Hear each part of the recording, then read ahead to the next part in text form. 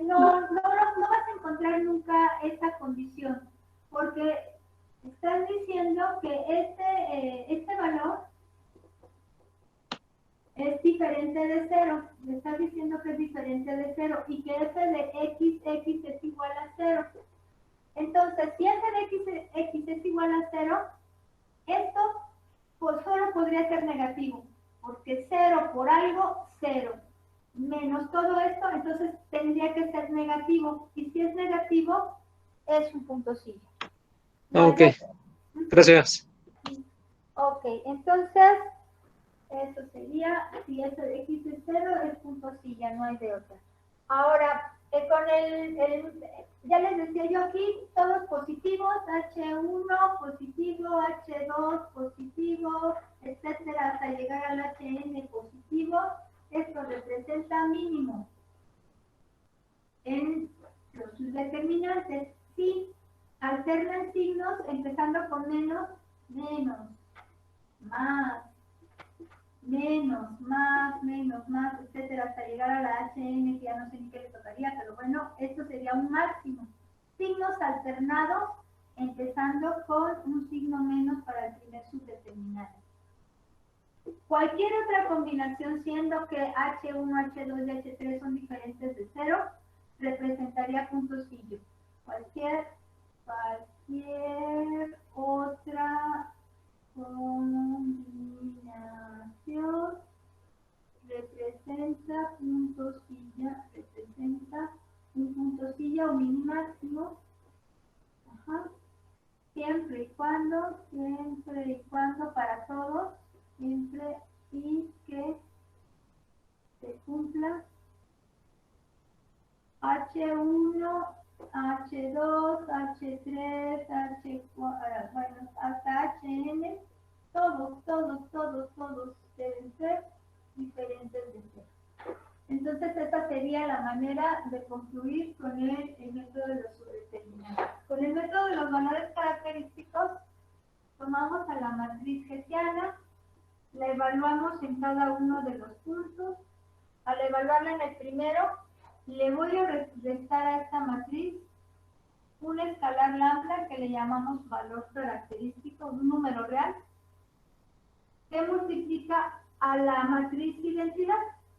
Entonces, lo que le voy a estar restando a esta matricita es en realidad, aquí ya no lo voy a repetir por flojera, nada más le estaré restando la matriz identidad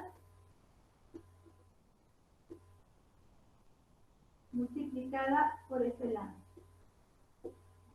Entonces lo que tendríamos sería esa matriz que ya evalué en uno de los puntos críticos, le resto esta matriz.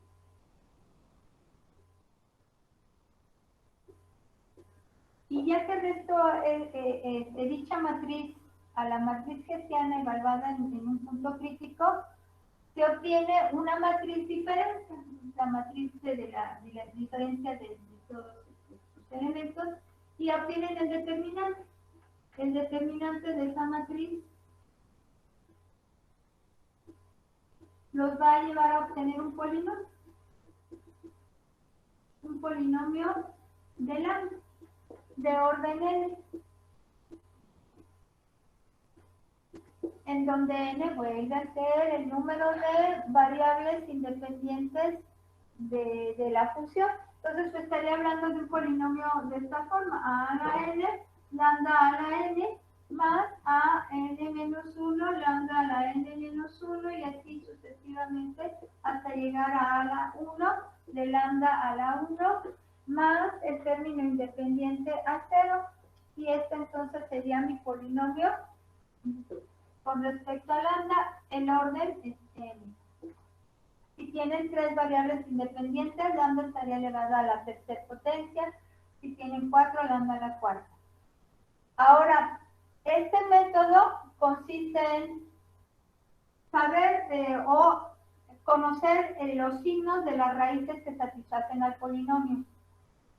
A estos valores les llamamos los valores característicos, por eso el nombre del método. Entonces, siendo estos, las raíces, los valores característicos,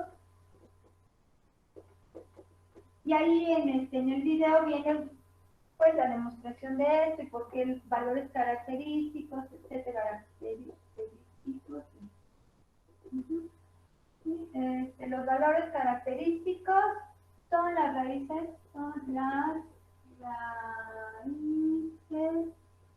de la función, eso que diga del polinomio. Son las raíces del polinomio. Entonces, solamente me interesan los signos, ni siquiera me interesa saber cuáles son los valores de esas raíces. Si todas las raíces son positivas o tienen valor real positivo, es porque se trata de un mínimo, la naturaleza del punto crítico que estamos evaluando aquí. Es un mínimo. Si todas son negativas, si todas las raíces tienen un valor real negativo, es porque este punto crítico es un máximo relativo. Y si tienen signos alternados, o sea, algunas son positivas y otras son negativas, o todas positivas y con una que sea negativa, o todas negativas y con una que sea positiva, esa diferencia en signos de las raíces me indica que se trata de un punto silla o un mini máximo. Esta es la manera de proceder con el método de los valores característicos. Llegar a esta matriz diferencia a partir de la matriz que se han evaluado en un punto crítico, obtener el determinante de ella, y ese determinante representa un polinomio cuyas raíces me van a indicar. Entonces dicen si lambda 1, lambda 2, sí, lambda 1 positiva, coma, lambda 2 positiva, coma, 1, 2, 3, lambda n positiva, entonces el punto que se evaluó en la matriz es un máximo, no, mínimo. Es un mínimo relativo. Seguimos obteniendo valores extremos relativos porque no hemos limitado a las n variables independientes que ahora tenemos. Si lambda 1 ahora es negativa, lambda 2 también es negativa, y así hasta llegar a la enésima raíz, siendo todas negativas, entonces el punto que he evaluado en la matriz hessiana es un máximo. ¿Ah? Máximo relativo. Máximo relativo. Y si tienen signos distintos, si lambda 1, lambda 2 hasta llegar a la lambda n, tienen signos distintos, en la combinación que quieran, simplemente que tengan signos distintos, aunque sea solo uno el que tenga signos distintos, distantes, distintos, ajá. Entonces, el punto es un punto silla o mínima. Este sería el punto silla o mínima. Eso es lo que les explico un poquito más a detalle, o minimáximo. Y es lo que vamos a aplicar ahorita. Vamos a hacer ejercicios en los que apliquemos ambos métodos. Como ya les decía, si alguno de los determinantes es cero, entonces el método no decide. Entonces tenemos esta segunda opción. Si allá no decide el método, pues puedo yo aplicar método de los valores característicos y probablemente aquí llego a obtener la naturaleza del punto crítico, que no lo pude hacer con él. O viceversa. Aquí también existe, cuando alguno de los valores característicos es cero, entonces el método no decide. Aquí también eso ocurre. Si alguno de los valores de lambda es cero, el método no decide. Y ya no tengo pizarrón para anotarlo. Entonces sí, bueno, si algún valor lambda es cero, ajá, el método no aplica. No aplica. O el criterio no decide, o como gusten llamar. Y eso podrían ustedes identificarlo si obtienen un polinomio en el cual no existe término independiente. Eso quiere decir que una de las raíces del polinomio es 0. Simplemente con factorizar lambda en un polinomio de esta naturaleza, pues ya tendría que un valor de lambda tiene que ser 0 para que satisfaga este polinomio. Entonces, debe existir, al menos para poder empezar, debe de existir el término independiente del polinomio que se obtenga. Y si es así, entonces al menos vamos a iniciar sabiendo que probablemente todas las raíces sean reales o positivos o negativos o de signos distintos. Y ya pueda yo concluir qué representa. Siempre les hago hincapié en que tengan mucho cuidado, porque se dan cuenta que son diferentes los criterios. Lo único en el que coinciden es cuando son todos positivos. Si todos los valores característicos son positivos, es mínimo. Si todos los subdeterminantes son positivos, es mínimo. Pero cuando este tiene signos alternados, representa un máximo. Si aquí tuviera signos alternados, los valores característicos representarían un punto silla. Eso hay que tener cuidado. Y si aquí todos tuvieran signo menos, representaría un punto silla, porque sería otra combinación distinta a esta. Mientras que aquí, siendo todos negativos, representa un máximo. Entonces, esto tengan cuidado nada más cuando apliquen los métodos de tener claro lo que los lleva a obtener uno u otro. Voy a volver a conectar ese poquito para ver si ayuda o no ayuda. Es que si enciendo el foco original de este cuarto, aquí está reflejándose y no les permite ver, entonces puse poquitos por todos lados, pero ya no sé si sirven o no sirven, o ayudan o no ayudan. Vamos a ver. Entonces, hagamos ejercicios. ¿Qué les parece? Vamos a aplicarlo ya a funciones de más de 2 variables. Vamos a trabajar con funciones de más de 2 variables. Y vamos en principio a aplicar ambos métodos para que ustedes puedan familiarizarse con ellos.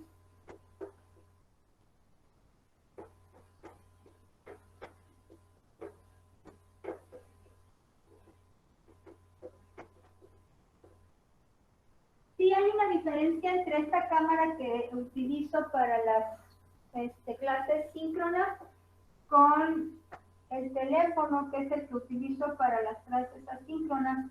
Entonces probablemente si están viendo la pantalla un poquito más borrosa es por esta razón, porque se utiliza diferente cámara, y si han estado viendo los otros videos, pues sí ven la diferencia entre uno y otro. Vamos a ver ejemplos.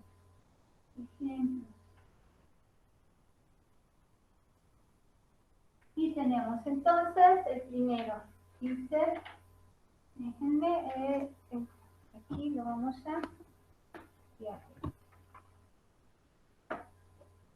Dice así, obtener de la función. Determinar los valores extremos de la función, determinar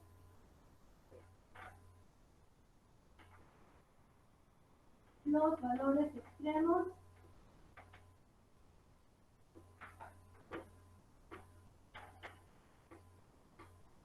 de la función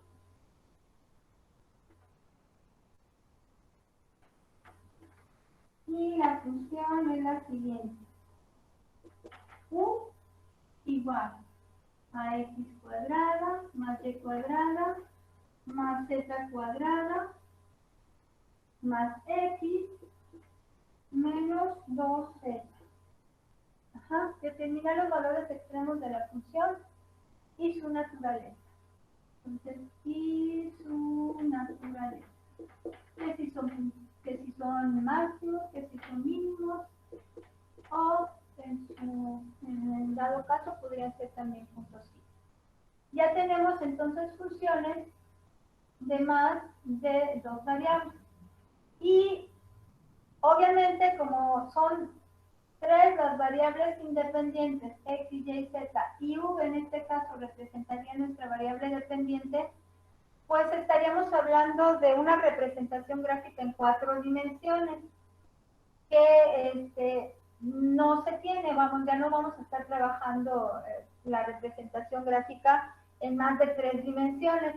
Sin embargo, como ya les mencionaba en algún momento, este tipo de expresiones matemáticas son realmente las más, las con las que estamos más familiarizadas en el mundo real, porque cuando se está trabajando de encontrar la máxima ganancia o el mínimo costo o el máximo volumen o la mínima área o la máxima temperatura, pues siempre es factible que el número de variables que intervengan en una expresión matemática que nos lleve a obtener esto, pues va a tener más de 2 variables. Es mayor la probabilidad de que nuestra función tenga más de 2 variables cuando ya se está trabajando en cualquier concepto de la vida real, digamos, de nuestra área de trabajo. Entonces, si no tiene una representación gráfica, pues en su momento pudiera quedar en segundo plano. Lo único que me interesa de ello es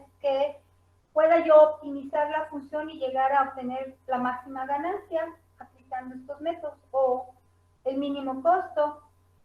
Si no lo represento porque ya estoy trabajando con 5 variables o más, si no hay representación gráfica, no importa. Entonces, a este tipo de funciones de más de 2 variables les llaman las hipersuperficies. Ya no representan una superficie.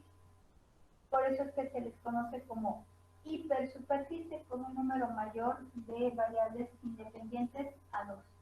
Vamos entonces a proceder. Lo de siempre, su dominio de la función, ahora implicando pues a todas sus variables, y se dice que existe para cualquier valor real en X, todo valor real en Y y todo real en Z. Existe este polinomio, en este caso, orden 2, o sea, a la máxima potencia que están elevadas las variables que están a la segunda potencia, y este es su dominio. Estaremos trabajando en todo el dominio de la función, no se limitan a las variables en ningún sentido, estaremos obteniendo valores extremos relativos, apliquemos el criterio. Ninguna de las funciones de más de 2 variables será una superficie y por consiguiente pues tampoco podrá ser una superficie cuádrica. Entonces ya nos olvidamos, a partir de tener más de 2 variables, ninguna va a representar superficie y mucho menos va a poder ser una superficie cuádrica. Esta z ya no aparece en la ecuación cuadrática o cuádrica asociada a toda superficie de igual nombre, ¿no? Entonces, criterio de las primeras derivadas parciales. Esto es igual, primeras derivadas parciales.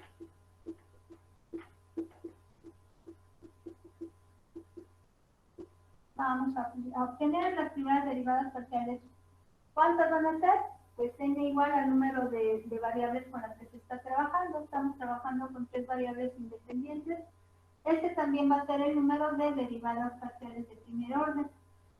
Vamos a obtener entonces la derivada parcial de la función con respecto a la primera variable, a x, considerando a las otras como si fueran valores constantes. Tendríamos entonces que la derivada con respecto a x será 2x más 1. Ahora hacemos lo mismo para obtener la derivada parcial con respecto a la variable y, 2y y nada más. Y la derivada parcial con respecto a z, 2z menos 2.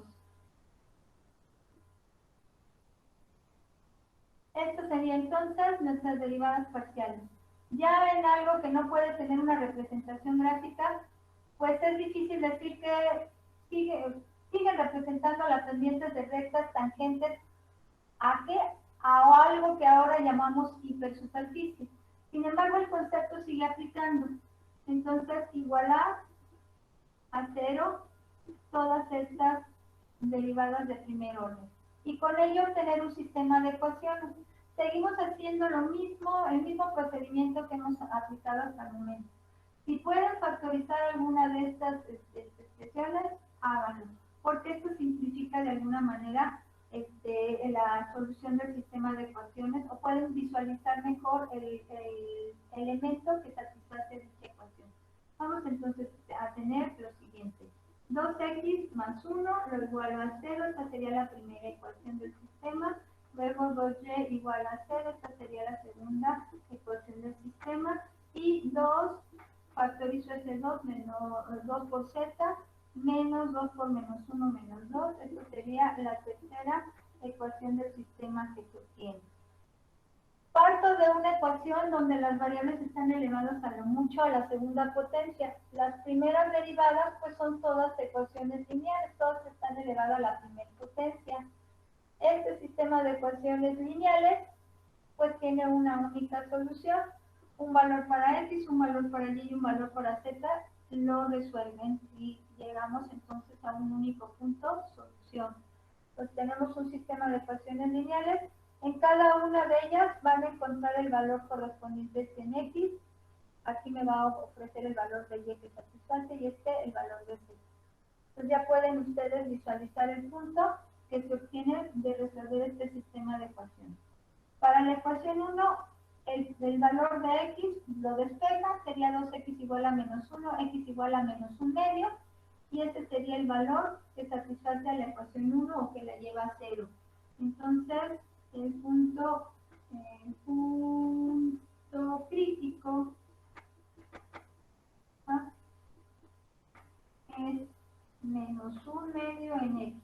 En y me lleva a, obtengo el valor de y que es 0, y en la tercera ecuación obtengo el valor de z que satisface a la ecuación, que es 1. Entonces, el punto crítico es único, pues se parte de una ecuación, pues se parte de una ecuación cuyas variables están elevadas a la segunda potencia.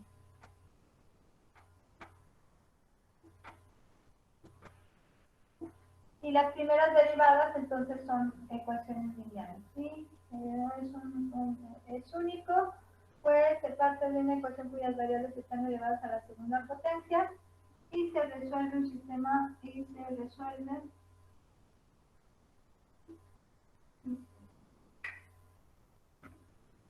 bien. Esto tiene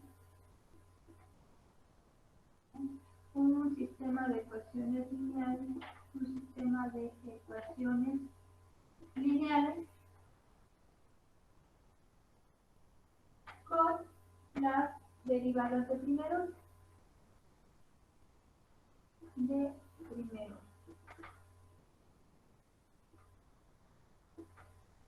Entonces, pues bueno, este sería nuestro único punto crítico. Si es el único punto crítico, esto quiere decir que las segundas derivadas van a ser constantes. Vamos a volver a derivar, vamos a obtener constantes y por esta razón la matriz keynesiana pues va a tener todos los elementos constantes. Entonces no va a ser necesario que se esté evaluando en el punto, puesto como es único, no necesitamos evaluarlo ya, sino que esa matriz keynesiana es con la que vamos a estar trabajando. Para funciones de una potencia mayor, las primeras derivadas, al menos una tendría una potencia mayor a 1, y por consiguiente, las segundas derivadas, en las segundas derivadas tendríamos una potencia, sería una variable de potencia 1 al menos, y en ese caso, entonces, nuestra matriz keynesiana estaría en función de esa variable y tendría que ser evaluado cada uno de los puntos que se obtengan en la matriz keynesiana. Si aquí ya hay una variable a la segunda potencia, es porque ya vamos a obtener dos posibles valores para esa variable. Vamos a ver, entonces, criterio de las segundas derivadas. Entonces, criterio de las segundas derivadas, criterio de las segundas derivadas.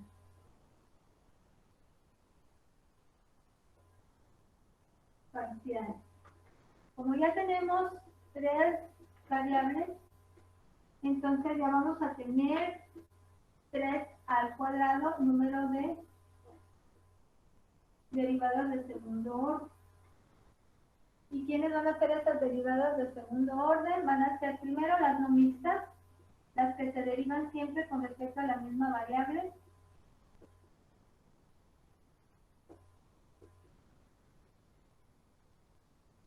Que en este caso sería la derivada de x, vamos a derivarla con respecto a x de nuevo, va a ser 2. La derivada que en un principio se derivó con respecto a y se vuelve a derivar con respecto a y, es 2. Y la que se derivó con respecto a z se vuelve a derivar con respecto a z, es 2. Entonces estas derivadas no mixtas que se derivan siempre con respecto a la misma variable. Y las mixtas, que en este caso vamos a tener que la derivada que se derivó en principio con respecto a x, ahora se tiene que derivar con respecto a y, debe ser igual por el teorema de Schwarz a la que se deriva en principio con respecto a y en segundo orden con respecto a x. Y van a existir tres parejas de derivadas mixtas, la que se deriva primero con respecto a x y en segundo orden con respecto a z, debe ser igual a la que se derivó primero con respecto a z y en segundo orden se deriva con respecto a x. Y esta pareja también debe ser igual por el teorema de Schwarz. Y por último, las que involucran a la variable y z, derivadas de segundo orden, que las representamos aquí. Entonces tenemos 6 derivadas mixtas, 1, 2, 3, 4, 5, 6, y más las 6 mixtas y las 3 no mixtas hacen el total de las 9 derivadas de segundo orden que espero obtener. Vamos entonces a obtener la derivada de x con respecto a y es 0 o la derivada de y con respecto a x es 0. Satisface el teorema de Schwarz. Ahora, la que en un principio se deriva con respecto a x y ahora se deriva con respecto a z es 0. Y la que en un principio se derivó con respecto a z y ahora se deriva con respecto a x es 0. Y lo mismo ocurre con la que se derivó en principio con respecto a y ahora se deriva con respecto a z. Aquí todas dieron el mismo valor, sin embargo, no siempre van a tener el mismo valor. Cada pareja tendrá el mismo valor por el teorema de Schwarz, pero no por consiguiente no tienen por fuerza que ser todas iguales. Estas dos sí iguales, estas dos tienen que ser iguales, estas dos tienen que ser iguales, pero entre ellas no tendrían por qué ser iguales. Esta pareja cumple con el teorema, esta pareja también cumple con el teorema y esta pareja también cumple con el teorema.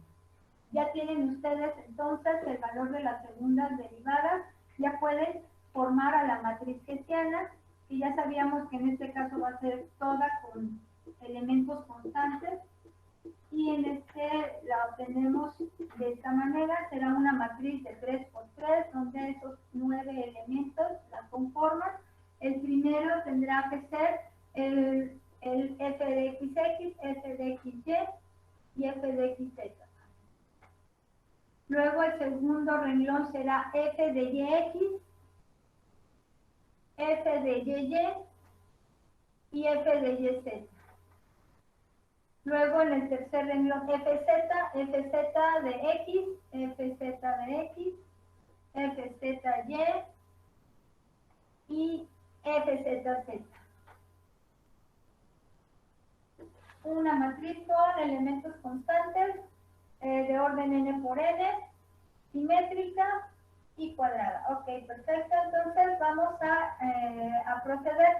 No requerimos evaluarla, tenemos un único punto crítico. Hagan de cuenta que esta es la matriz de ese punto crítico, con la matriz hessiana asociada a ese único punto crítico. Procedemos a aplicar métodos de los subdeterminantes primero. El primero de los métodos, el método de los subdeterminantes.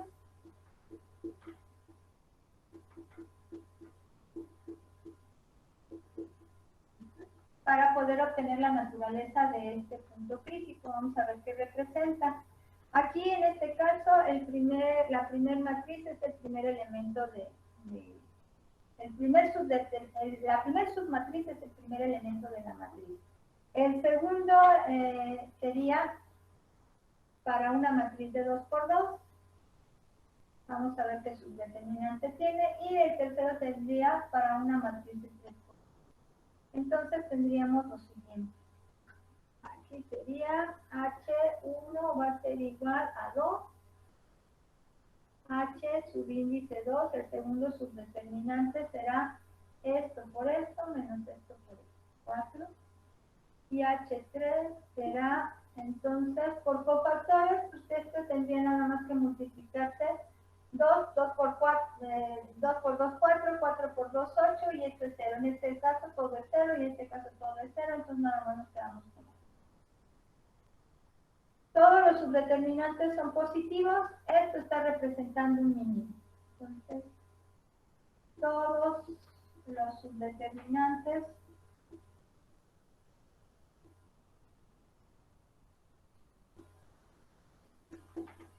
son positivos.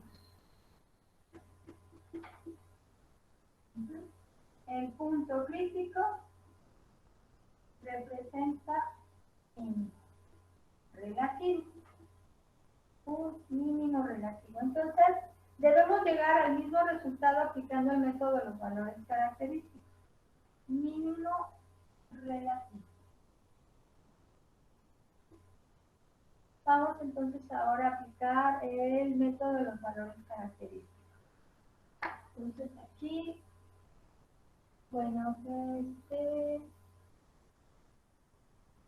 y tengo que borrar, bueno, borro de aquí hacia abajo para poder tener la función al menos.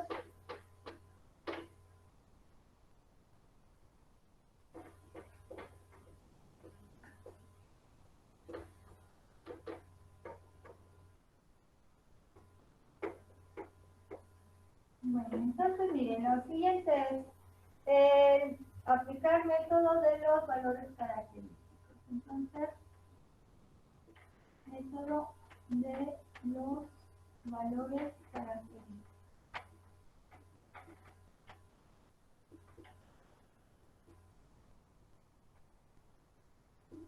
Y en el método de los valores característicos ya no se necesita repetir criterio de las primeras derivadas, igualarlas a cero.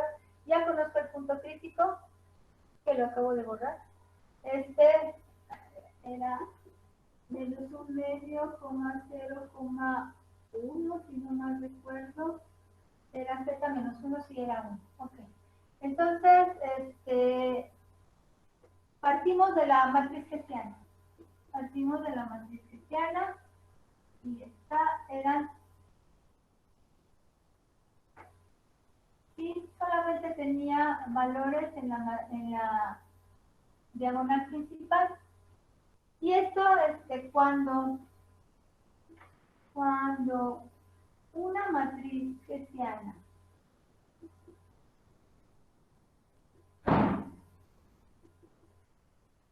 es una matriz diagonal, que no siempre será una matriz diagonal, como los elementos de la diagonal principal, obviamente que son los únicos que existen, los elementos de la diagonal principal,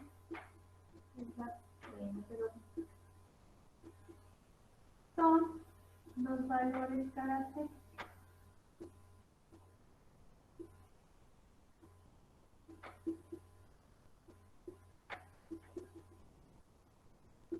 Entonces el valor de lambda 1 será 2, el valor de lambda 2 será 2 y el valor de lambda 3 será igual a 2. Y lo voy a comprobar. Esto ya no sería necesario hacerlo si ustedes identifican en su matriz hessiana una matriz diagonal. Dicen, entonces el método de los valores característicos se simplifica cuando la matriz es diagonal. Solo si la matriz es diagonal. No lo vamos a aplicar a todo porque pues no. Solo si es una matriz diagonal, entonces cada uno de los elementos de esta matriz serán los valores lambda 1, lambda 2 y lambda 3 respectivamente. ¿Por qué? Porque si yo a esta matriz le resto, ya no necesito evaluarlo en este caso, le resto la matriz que se obtiene de multiplicar al escalar llamado valor característico por la matriz identidad. Entonces, lo que van a ver es lo siguiente, van a tener a 2, 0, 0, 0, 2, 0, 0, 0, 2, restando la matriz que se forma, y la subimos un poquito más, y lo mismo. Nada más, porque tengo poco espacio en el pizarrón y... Ok, entonces aquí tendría lambda por la matriz identidad me lleva a esta matriz. Y como ambas son diagonales, entonces simplifica el proceso. Esta matriz entonces queda nada más como 2 menos lambda, 0, 0, 0, 2 menos lambda, 0, 0, 0, 2 menos lambda. Entonces, solo cuando ambas son diagonales, esto es muy simple. Y el determinante de esta matriz quedaría solamente 2 menos lambda al cubo. Porque estos otros cofactores son 0, entonces pues, todo por ello sería 0, entonces el único a considerar sería este, que multiplica esto por esto menos esto por esto, entonces queda nada más 2 menos lambda al cubo. Y aquí vemos que efectivamente cuando se tiene este caso, todas las raíces de este polinomio, es un polinomio elevado a la tercera potencia, es un polinomio a la n, todas las raíces tienen el mismo valor, 2, 2 y 2. ¿Sí? Esto lo estamos repitiendo 3 veces, pues entonces el valor de 2 satisface a lo que serían las 3 raíces del polinomio. Cuando esta es una forma muy simple de llegar a obtener los valores característicos para el método de los valores característicos. Y cuando todos son positivos es las únicas condiciones en que coinciden ambos métodos. Cuando todos los valores son positivos, representan un mínimo. Pero en las demás ya no coinciden. Entonces, todos los valores característicos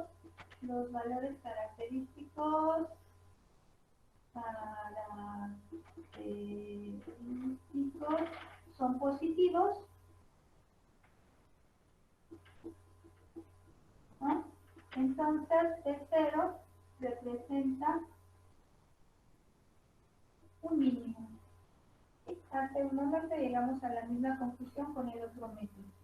Un mínimo relativo. Pero vamos a ver cómo no siempre vamos a tener una matriz diagonal en la matriz hessiana, incluso cuando la matriz queda en función los elementos son funciones de las variables, pues entonces al ir evaluando en cada punto, pues vamos a ir obteniendo una diferente matriz hessiana y obviamente vamos a tener tantos polinomios como puntos críticos se hayan obtenido para esta función y en cada uno de ellos tendremos que resolver de esta manera a partir de los valores de las raíces del polinomio, o de los signos más bien del polinomio. Entonces voy a ver un segundo ejemplo. Este sería ya el resultado de este primer ejemplo. Vamos entonces a realizar otro ejercicio, otro ejemplo más. Entonces, pues hay que borrar todo. Entonces seguimos.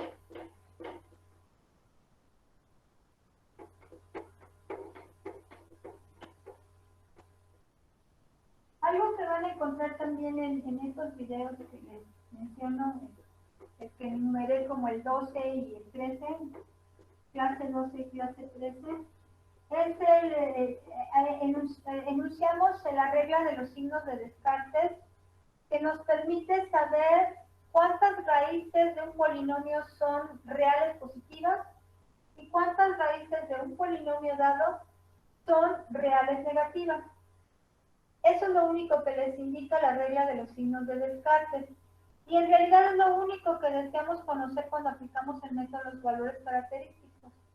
Los signos, cuántas raíces serán positivas y cuántas raíces serán negativas de este polinomio. Si todas son positivas es un mínimo, si todas son negativas es un máximo. Entonces, aplicando la regla de los signos de Descartes es suficiente para poder concluir la naturaleza del punto crítico que se está evaluando. El siguiente ejemplo dice lo siguiente. Aquí, incluso aquí podríamos aplicar la regla de los signos de Descartes para que puedan ustedes recordarla. Se ve en álgebra lineal, incluso también la ortonormalización de una matriz simétrica, que es lo que se aplica aquí en el método de los valores característicos, cuando se obtienen los vectores característicos ortonormalizados y de ellos también los valores característicos asociados. Conceptos de álgebra lineal. Entonces aquí está, es este. Dice verificar, el número 2. Verificar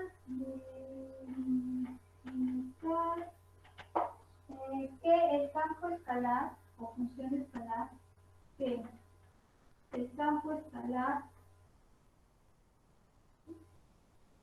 otra manera de llamarle a una función escalar,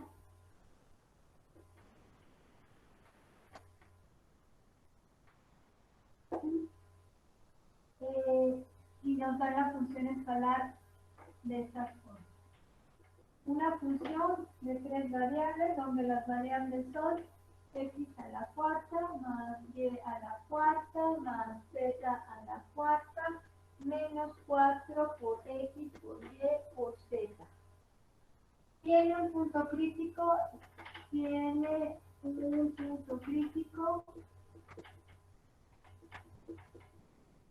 en 1,1,1.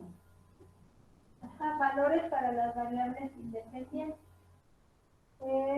Y determinar la naturaleza de dicho punto. Y determinar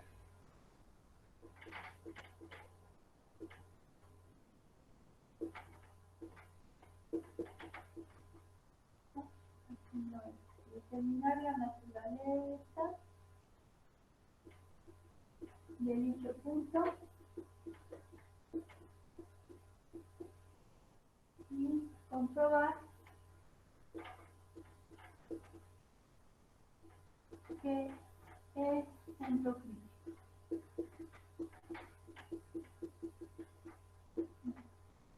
Entonces, esta función nos dice que tiene un punto crítico en 1,1,1. Vamos a determinar la naturaleza de ese punto crítico, nada más de ese punto crítico, y comprobar que efectivamente es punto crítico. Para poder comprobar que es punto crítico, obtendría las primeras derivadas parciales, es decir, criterio de las primeras derivadas parciales, igualaría a 0 estas, y si este punto satisface al sistema de ecuaciones que obtenemos con ello, querrá decir entonces que sí es punto crítico. Si no satisface ese sistema de ecuaciones, entonces este no es un punto crítico. Debe satisfacer las 3 ecuaciones que vamos a obtener de manera simultánea para poder considerarse punto crítico. Si es así, entonces efectivamente es un punto crítico y ahora obtendríamos las segundas derivadas parciales y con ellas la matriz hessiana para poder determinar la naturaleza de dicho punto crítico. Esa sería la manera en que vamos a proceder con este ejemplo. Pues vamos entonces a hacer el dominio de la función, todos los reales. Entonces, si quieren el dominio de la función, también lo podríamos representar como todos los reales, considerando que aquí estamos tomando en cuenta a todas sus variables independientes. Obviamente, cuando hacemos esta representación es mucho mayor específica y nos lleva a visualizar de manera más clara que se está trabajando con 3 variables y que las 3 pueden tomar cualquier valor dentro de los números reales. Bueno, pero también podría ser la manera de decir que son todos los reales para las 3 variables. Ya que hemos identificado este dominio, solamente porque los derivados de segundo orden deben encontrarse en el dominio de la función. Esto es nada más el objetivo de siempre identificar, estar conscientes del dominio en el cual se está trabajando para esa función. Bueno, criterio de las primeras derivadas parciales. Criterio de las primeras derivadas parciales.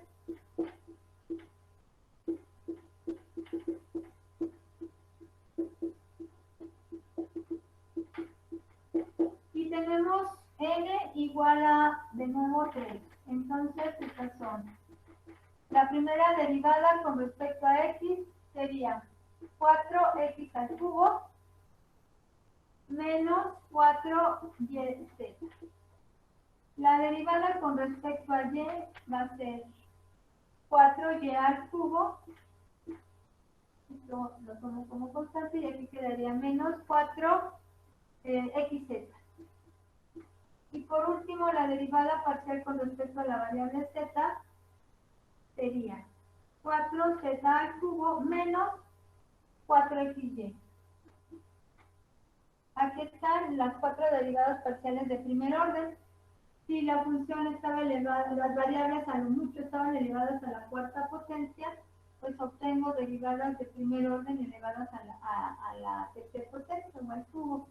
Y igualar a 0 a estas se obtiene. Pueden solo factorizar el 4 en cada una, si pueden factorizar si es posible. Si es posible o nos lo permite de manera simple, tendríamos 4. Aquí ese 4, al ser solamente un número real, pues podemos simplificarlo y tener nada más la expresión x al cubo menos yz igual a 0. Lo mismo ocurre con el resto de ecuaciones que todas son iguales. Y el 4 que multiplica a z al cubo menos xz igual con 0. Pues en todos estos casos, como tenemos un número real que multiplica esto y igualado a 0, pues entonces podemos dividir todo entre el 4 y nos queda de esta manera la expresión. Incluso ya no necesitaríamos de los paréntesis para representar estas tres ecuaciones. Un sistema de ecuaciones no lineal, porque ya no partimos de una ecuación elevada a la segunda potencia, entonces ya tenemos aquí sistema de ecuaciones no lineal. Y bueno, las soluciones de este sistema son muchas. Aquí visualizó nada más que cuando todas son 0, satisfacen. X0, Y0, Z0, X0, Y0, Z0, X0, Y0, Z0, satisfacen. Pero lo único que nos interesa en este momento es ver si este punto satisface este sistema de ecuaciones para que de esta forma considere que sí es un punto crítico. Entonces, si todas las variables x, y y z tienen el valor de 1, aquí sería 1 al cubo menos 1 por 1, 1 menos 1, 0. Y aquí lo mismo, y aquí lo mismo. Y obviamente, este punto sí satisface a este sistema de ecuaciones y sí es un punto crítico.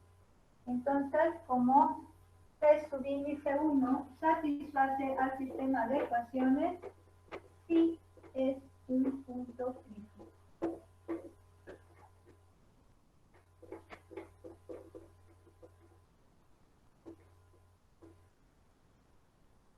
Punto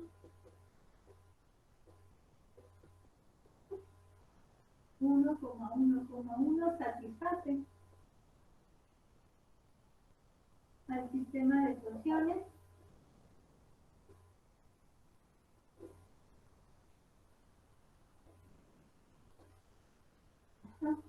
es punto crítico.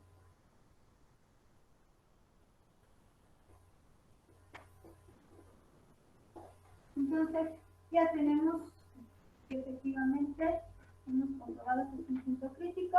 Ahora vamos a determinar cuál sería la naturaleza de este punto crítico, porque aquí va a haber n puntos críticos y en este caso limitamos a uno único, a uno solo, el cual hay que corroborar cuál naturaleza tiene. Entonces, pues, nos simplifican el proceso. Criterio de las segundas derivadas parciales.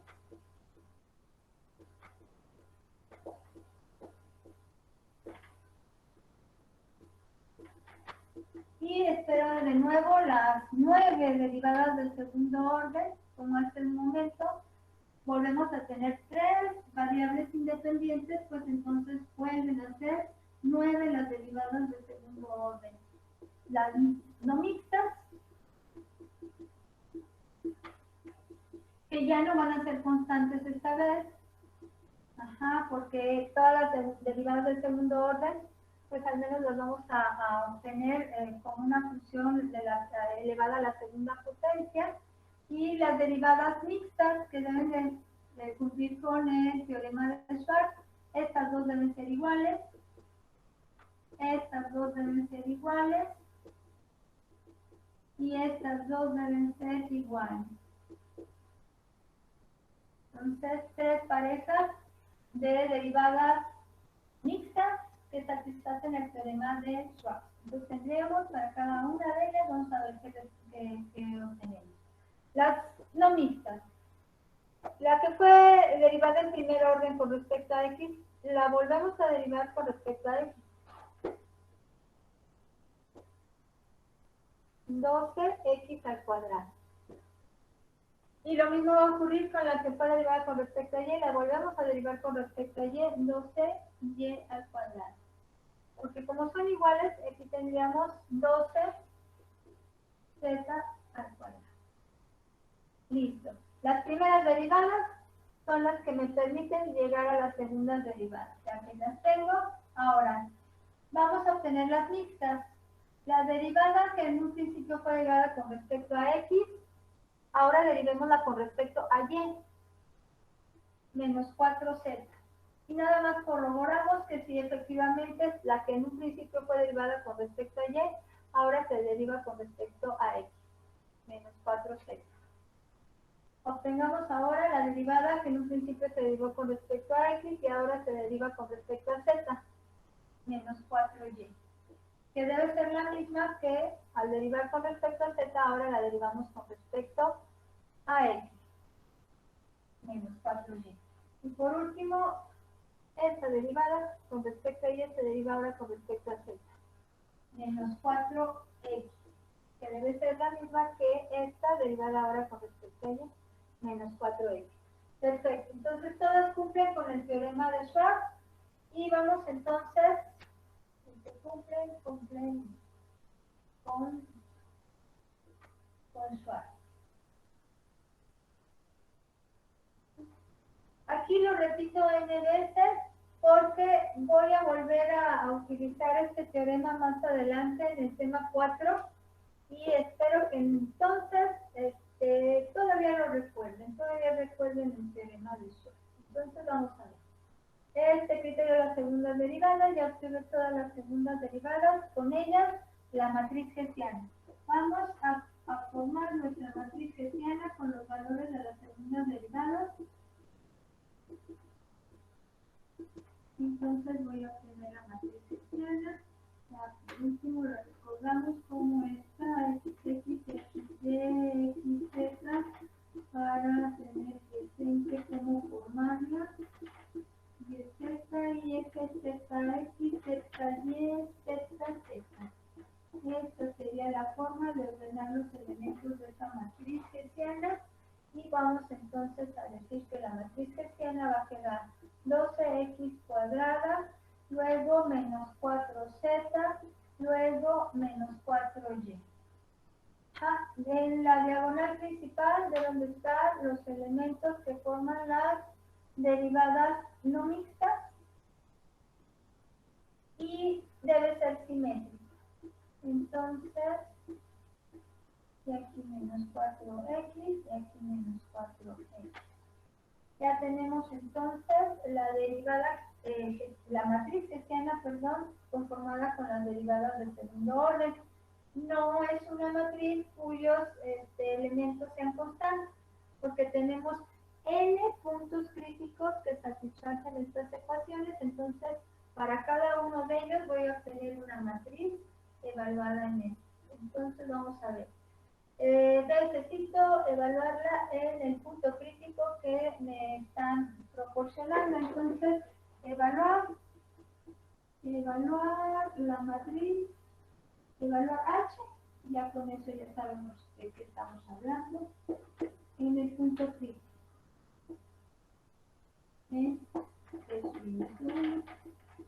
Y ya.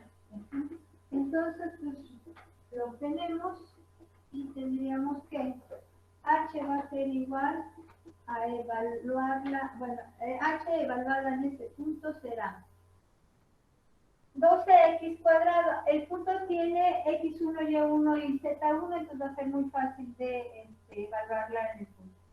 12 quedaría aquí, aquí quedaría menos 4 y aquí quedaría menos 4. Todas las variables tienen valor de 1, pues entonces aquí 12, aquí sería menos 4, 12 menos 4, y aquí sería menos 4, 12. Ahí está, esos son los elementos de esa matriz ya evaluada en el punto P subíndice 1. Si la evalúo o si la evalúo en el punto 0, 0, me van a quedar todos los elementos en 0 y entonces no va a haber criterio que las determinen ni sus determinantes ni los valores característicos. Probablemente ese punto no tiene una representación como valor extremo, ni máximo, ni mínimo, ni punto silla. Sin embargo, es un punto que satisface las ecuaciones, al sistema de ecuaciones. Y bueno, existen más puntos que puedo llegar a obtener a partir de este sistema de ecuaciones. Bueno, entonces ya tengo la matriz que tiene evaluada en el punto. Apliquemos el primer método, el método de los subdeterminantes.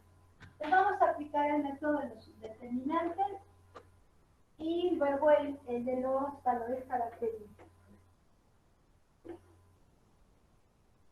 Esta ya no me dio una matriz diagonal, entonces ya no va a facilitar aplicar el método de los valores característicos. Solo cuando la matriz hessiana es una matriz diagonal, se simplifica en mucho el método de los valores característicos. Bueno, pues vamos entonces, método de los subdeterminantes. Entonces, si aplicamos el método de los subdeterminantes, ¿cuál sería el valor de cada subdeterminante?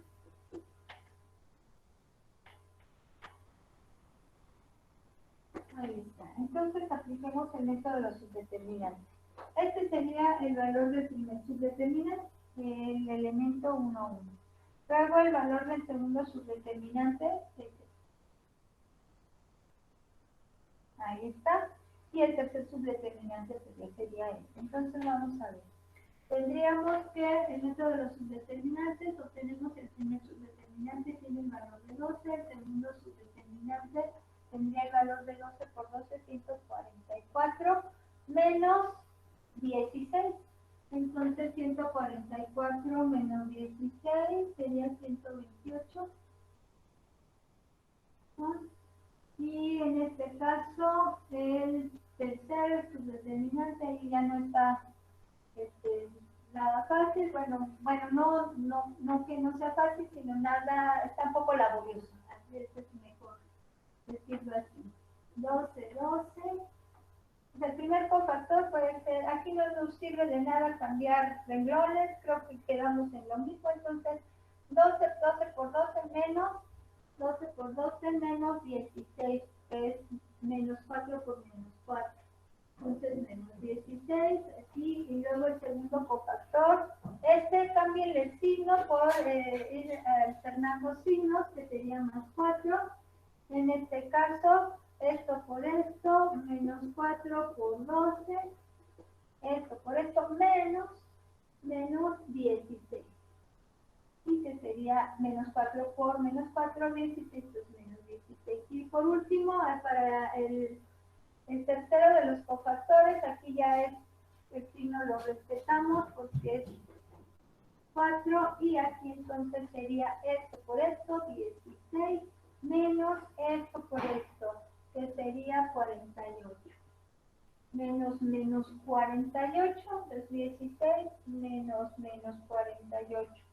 Y este también sería menos 48 y aquí sería 144. Bueno, esto sería 12, 144 menos 16, ya dijimos que es 128. Y esto sería más 48, menos 48, menos 16, menos 64.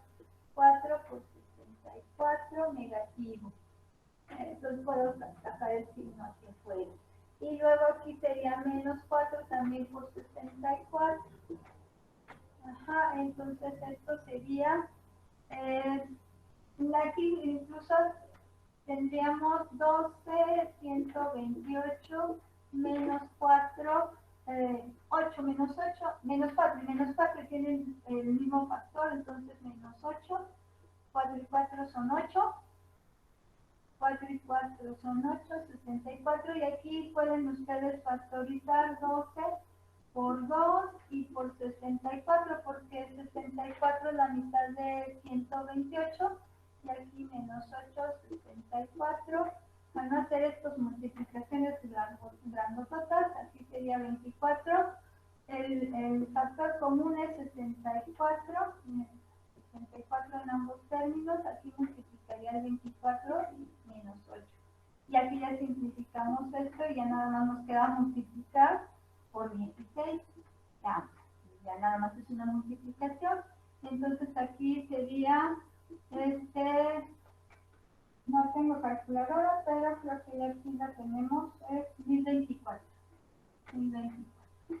Sí, lo estoy copiando, no crean que lo calculé, aquí lo tenemos ya. Y bueno, esto sería, los tres valores son positivos. De hecho, llegar hasta este punto ya no necesitaría haber hecho la multiplicación, porque este es positivo, y el producto de estos dos tiene por fuerza que ser positivo.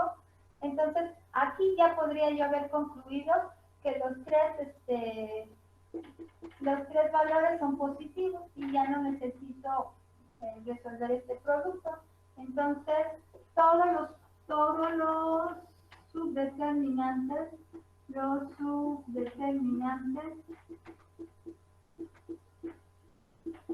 son positivos. Ajá. Representa P1 un mínimo relativo. Eso es lo que representa este punto. Un mínimo relativo. Entonces, cuando lo evaluamos en la función, ya borré, se está obteniendo con este punto un mínimo relativo. El valor de la función en su variable dependiente tendrá un valor mínimo, al menos en su entorno o vecindad, podemos decir que esto representa un mínimo relativo. Y este sería entonces para este punto crítico usando el método subdeterminante.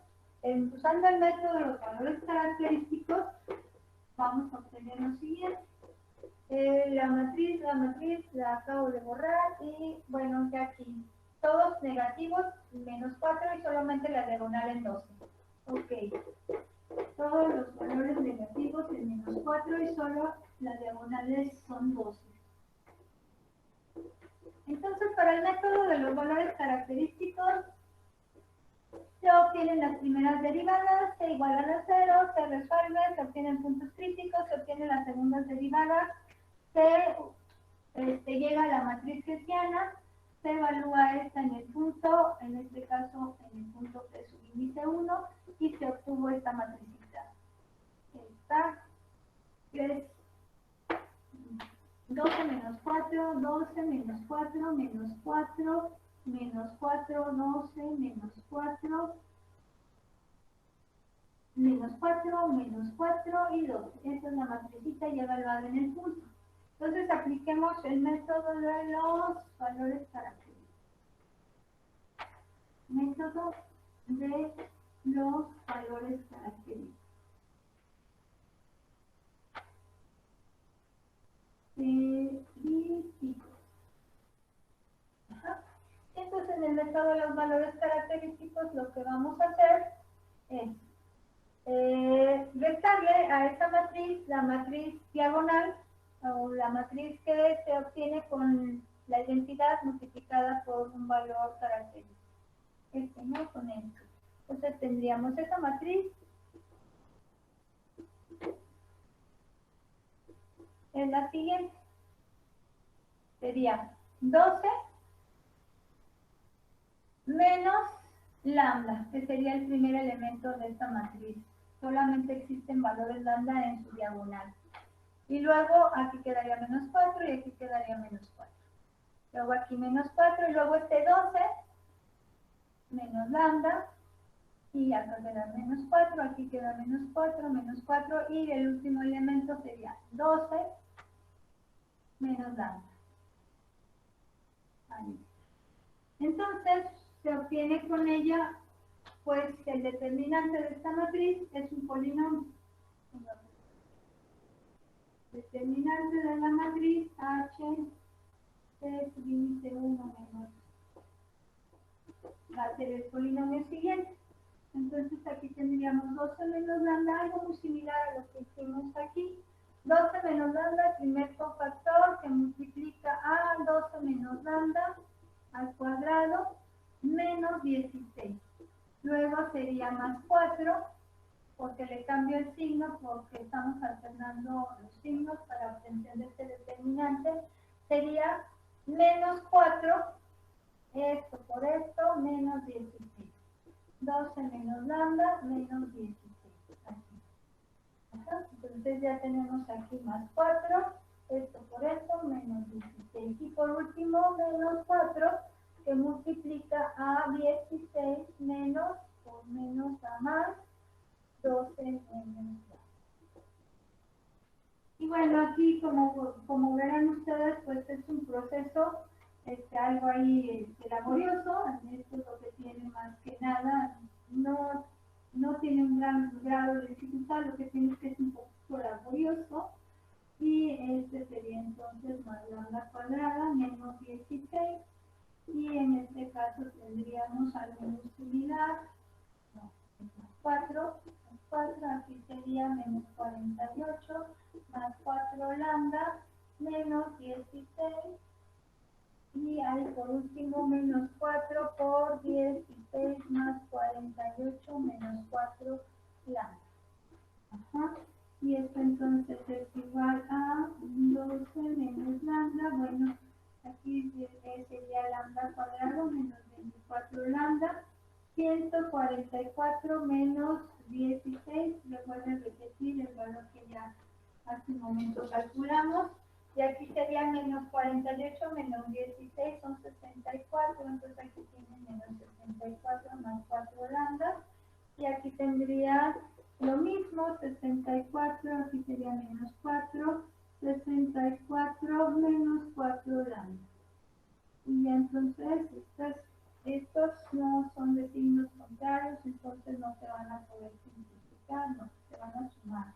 Y en este caso entonces tendríamos que desarrollar esto, entonces, bueno, para que lleguemos al resultado, déjenme copiarlo de donde lo tenemos, que llegamos exactamente a lo mismo, en el mismo espacio. Este lo tengo, si no, sí lo tengo. Ok, no lo tengo.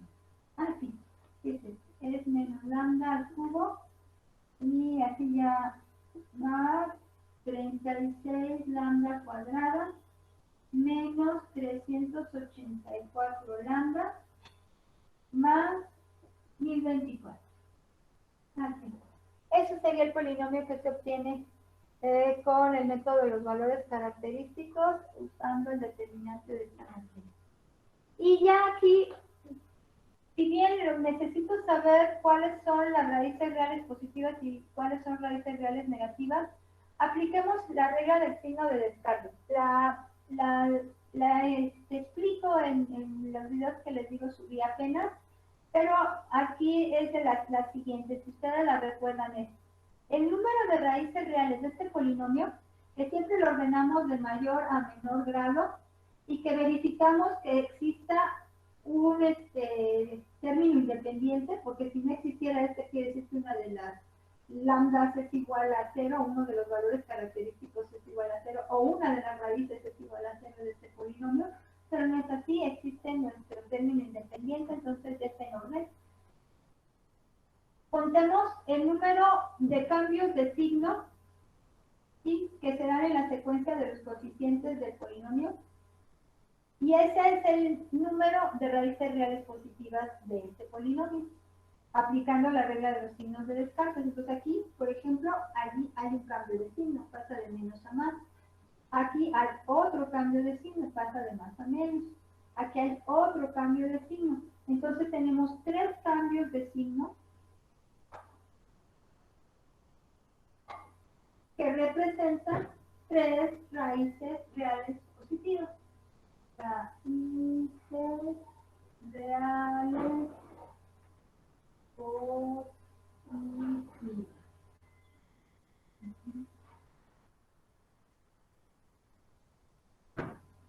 Entonces, estas son las raíces reales positivas. Ahora vamos a verificar si tiene raíces reales negativas. ¿Cómo se verifica si tiene raíces reales negativas? Cambiamos lambda por menos lambda en todo el polinomio. Y contamos ahora el número de cambios de signo que se obtengan. Y ese representará el número de raíces reales negativas. Entonces, aplicando la regla de los signos de Descartes, tendríamos, bueno, aquí dio un mínimo, eso es lo único que me interesa, llegar a los mismos resultados. Entonces vamos a ver. Esto sería así. Tenemos entonces, si se sustituye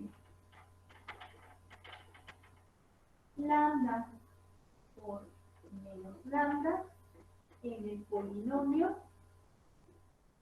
se tiene que, al sustituir lambda por menos lambda al cubo es menos, menos por menos da más. En todos los lambdas elevadas a potencia impar va a cambiar signo. Entonces menos por menos da más y quedaría lambda al cubo. ¿Sí? Porque menos lambda al cubo es menos lambda y por este menos da más. Aquí no cambia porque menos lambda al cuadrado conserva el mismo signo, entonces aquí tenemos más 36 lambda cuadrada. Aquí sí va a cambiar menos lambda por menos 384, pues es 384 lambda. Y en este caso más 1024. Ahí está. No hay cambios de signo, no hay raíces reales negativas. No hay cambios de signo.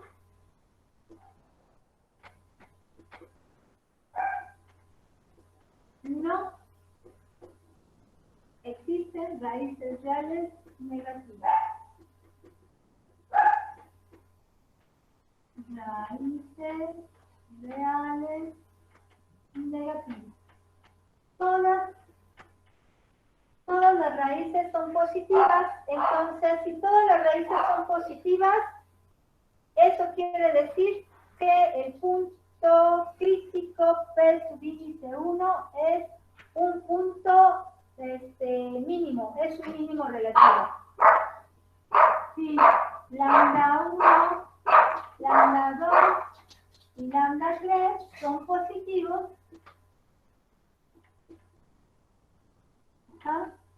entonces son positivos, todas las raíces son reales, todas las raíces son positivas, entonces el punto P subíndice 1 es un mínimo relativo. Y bueno, no sé qué opinan ustedes, pero fue mucho más simple el método de los subdeterminantes para concluir lo mismo que el método de los valores característicos, en este caso. Solo que hay algunas funciones en las cuales el método de los subdeterminantes no aplica y por eso es conveniente tener siempre pues una segunda opción para poder llegar a determinar la naturaleza de puntos críticos.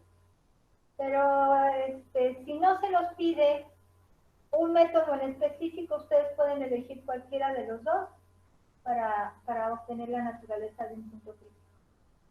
Si ya se desea evaluar si conocen X o Y método, pues entonces se les va a pedir que lo apliquen para ver si lo conocen y lo pueden aplicar. Pero bueno, entonces esta sería